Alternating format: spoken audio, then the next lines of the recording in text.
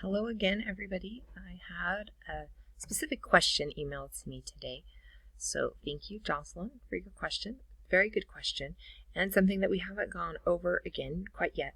So this was our third method. Actually, it was kind of the first method that we learned, but third method that we can use to graph is usually not our first choice if we have other ways to go about it. But this is an example that I found on the homework assignment 4.4 that Jocelyn was talking about. So what do we do when we cannot fit the equation onto our graph? So let's look at this first equation. We have f of x equals 3x minus 21. Well, where would our starting point be for this equation? Well, we would want to start at negative 21. What do you notice about this graph? This graph only goes to 20. And even if I was on the page, let's see if I scroll down, see even clear down here, it still only goes to negative 20. So my graph paper is not big enough for us to use the method of the point-slope equation. So instead of using our point-slope equation, let's go ahead and look at our y equals 3x, oops,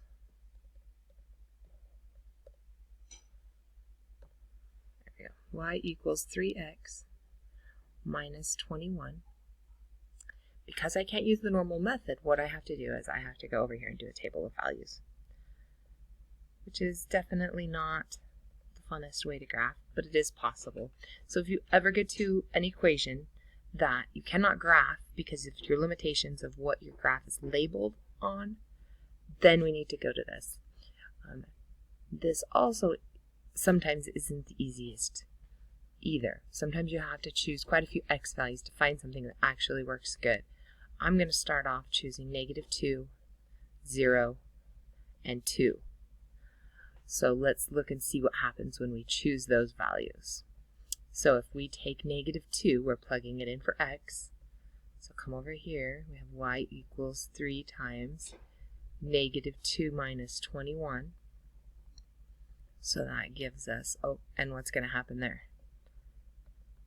That is going to give us a bigger negative number, which definitely is not going to fit on our graph.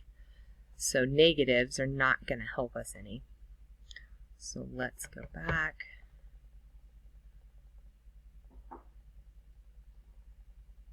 And choose 0. Okay, well if we plug in 0, that's still going to give us negative 21, so that's not going to help either. So let's keep going. Okay, I'm just going to put nothing here. I'm not going to do those ones because they won't fit on our graph. Okay, let's try a positive 2. So if we have y equals 3 times 2 minus 21, then that's going to give us y equals 6 minus 21, which is going to be negative 15. All right, now that is a point that would actually fit on our graph.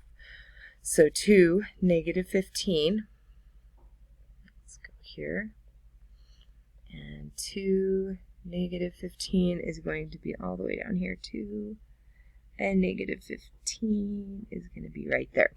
Okay, so now let's figure out what our next point would be.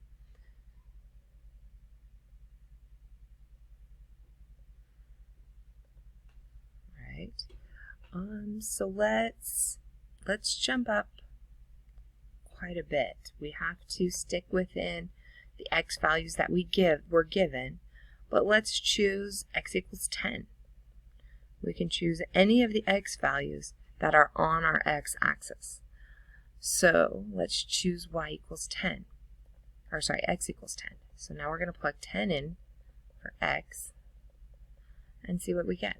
That's going to give us y equals 30 minus 21. I think that was a good way to go. 30 minus 21 is going to be 9.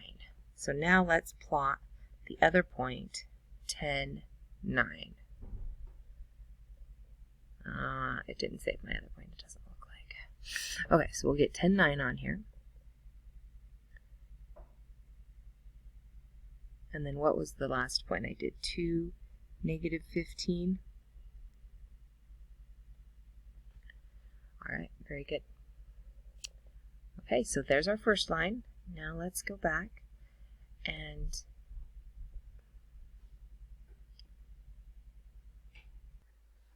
all right, so let's figure out how to graph our second line now.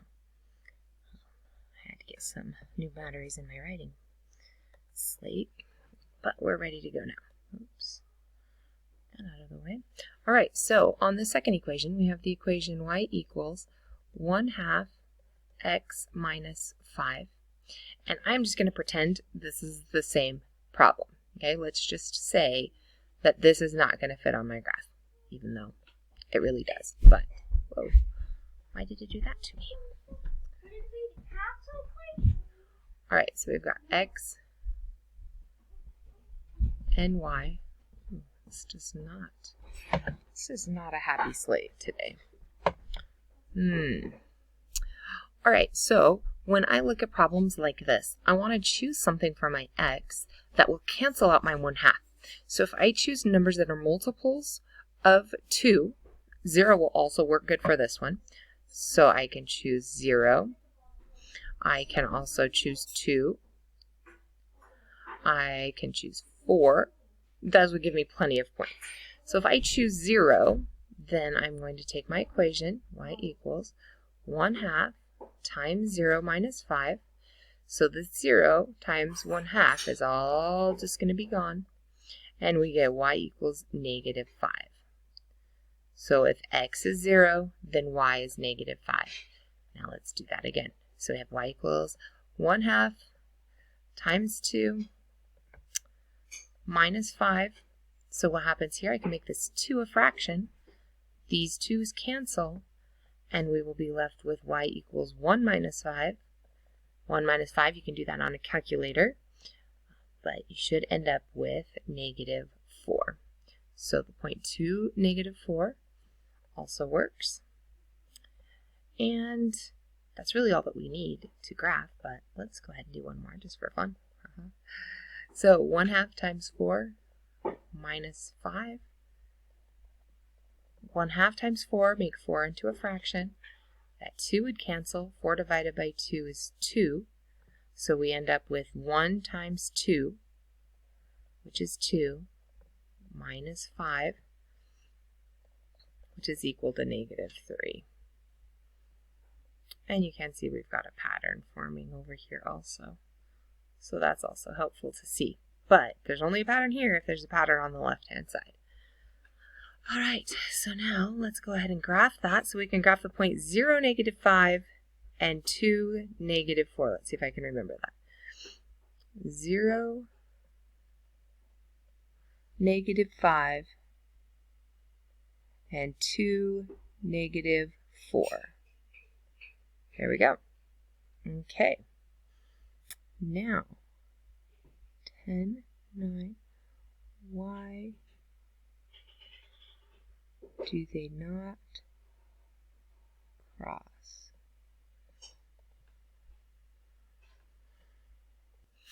Okay, I'm back. So one thing led to another, and it ended up that the last question we were working on was coded wrong, and we would not have been able to get the correct answer.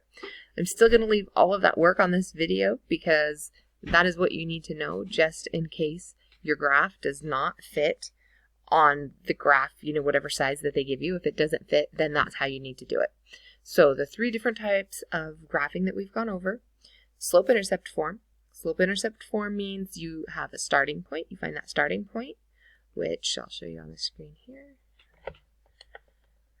That starting point would be right here at the +3 in this case.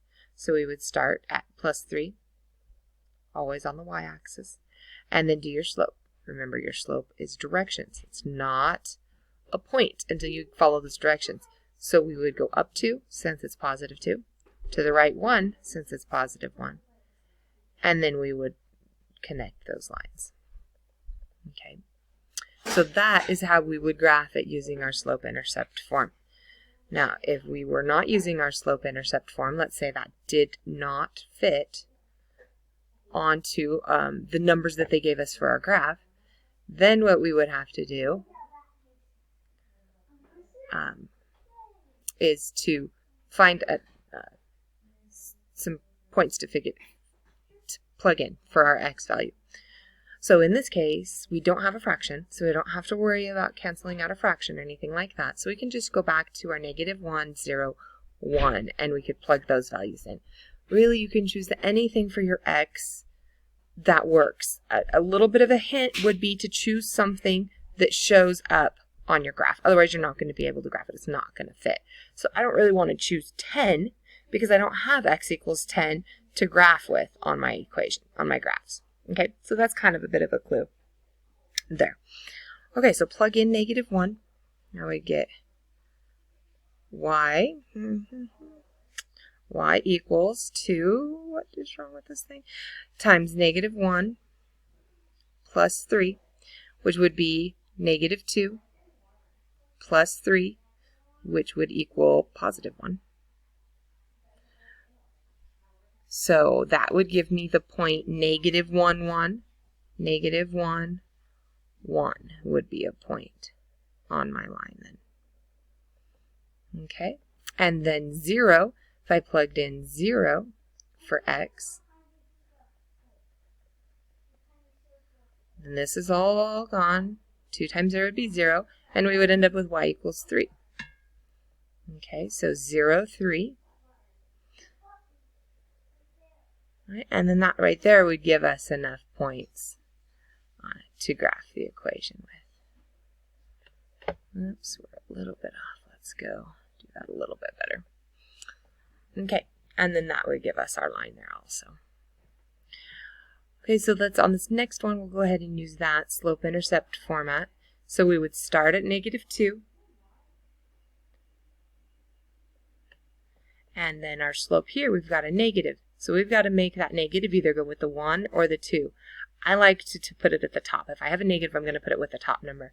So that means I will go down 1 and to the right 2, making sure that that is a negative slope. All right, now if you graph this on your MyOpenMath program, it's going to show up a lot better for you than mine is. This one should... I did not graph that very good, but it should come down about like that and up through there. There we go. So that gives us a solution of -2, -1. So 3 ways to graph using your starting point and your slope. Second way would be using your intercepts method. So look at your intercepts. Okay, this is always a good one to do. So if it can't fit, something's happening with it, try your intercepts. If that still doesn't work, then do your table of values. Okay, so I'm going to list those. First, if it is in y equals mx plus b format, then use your starting point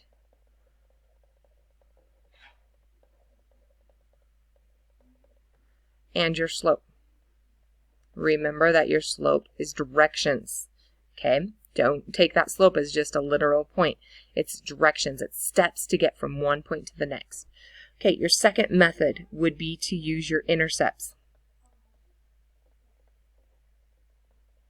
Okay, your intercepts method is going to be this method right here. Okay, and then your third method would be this one up here. Your third method is the table of values. And that is going to be choosing x values, plugging them in for x, and solving for y. All right, I hope that helps a little bit. I have just one more video to do before we're done with section 4.4, and then I expect you guys to be done with 4.4 and ready to move on to the next section.